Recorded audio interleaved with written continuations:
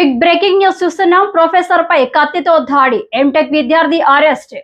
ఏలూరు జిల్లాలోని నూజివీడు IIITలో ఓ విద్యార్థి ప్రొఫెసర్ పై కత్తితో దాడికి పాల్పడ్డాడు. ల్యాబ్ కు హాజరు కావాలని ఎంటెక్ విద్యార్థిని వినయ్ ని ప్రొఫెసర్ గోపాల్ రాజు ప్రశ్నించారు. దాంతో కోపోద్రిక్తుడైన ఆ విద్యార్థి ఆయనపై కత్తితో దాడి చేశాడు. ఈ దాడి ఘటనపై పోలీసులు కేసు నమోదు చేసి దర్యాప్తు చేపట్టారు. ఎంటెక్ విద్యార్థి వినయ్ ను అరెస్టు చేసి రిమాండ్ కు తరలించారు. ఒక దురదృష్టకరమైన సంఘటన జరిగింది. దీంట్లో మంచి వినయ్ అని కుర్రాడు ఫస్ట్ ఇయర్ ఎంటెక్ చదువుతున్నాడు మన నూజివీడు IIITలో. ఇతని యొక్క సొంత ఊరు వడ్డిపేట, కొత్త వలస మండలం, విజయనగరం డిస్టిక్ట్. ఈ పిల్లవాడికి ఫస్ట్ సెమిస్టర్ కంప్లీట్ చేశాడు, సెకండ్ సెమిస్టర్ కంప్లీట్ కాలేదు. ఇంకా దానికి కారణం ఏంటంటే ఇక్కడ కొంచెం కొన్ని కాంపిటేటివ్ ఎగ్జామ్స్ ప్రిపేర్ అవడం వల్ల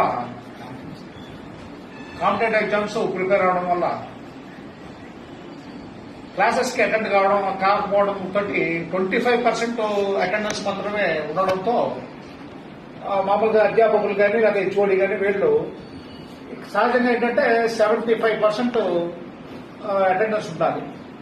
దాంట్లో ఒక చూసుకున్నా సరే ఒక ఈవెన్ డైరెక్టర్స్ కానీ వేరే కానీ ఒక 10% తగ్గించుకున్నా 65% అయినా ఉండవలసిన ఇది ఉంటుంది.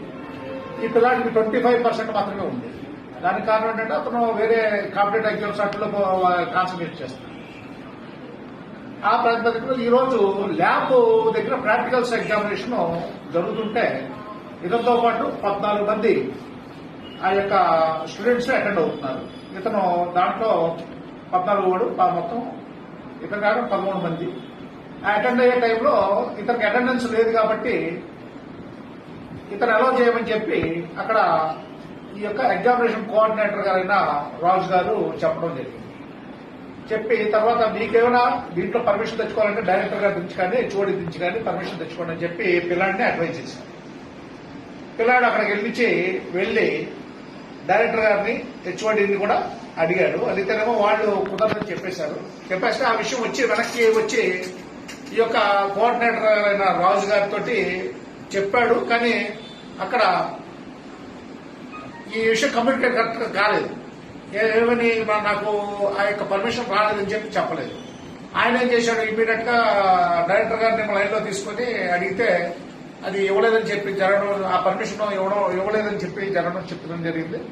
ఆ టైంలోనేమో మరి మీరు వెళ్ళిపోండి, ఇక్కడి నుంచి ఉండొద్దని చెప్పి ఆ యొక్క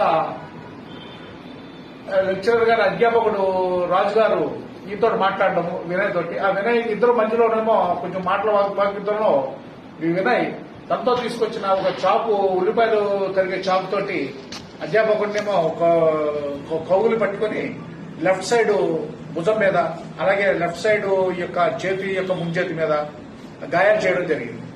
ఈ హత్యాయత్నం చూసి ఎంటైర్ విద్యార్థి లోకం ఏంటి, అధ్యాపక లోకం ఏంటి, అలాగే ప్రజలు కూడా ఆశ్చర్యపోయారు.